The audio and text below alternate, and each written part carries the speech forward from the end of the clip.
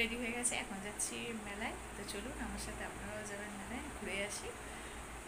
চলুন, রেডি হয়ে গেছে, এবারে বেরোবো। যে আমার মেয়েও রেডি হয়ে গেছে, হাই বল। হাই। ছেলেও রেডি হয়ে গেছে, চলুন মেলা থেকে।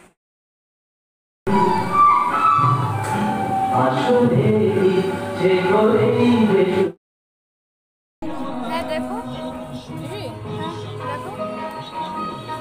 তোর মতন তো নেই।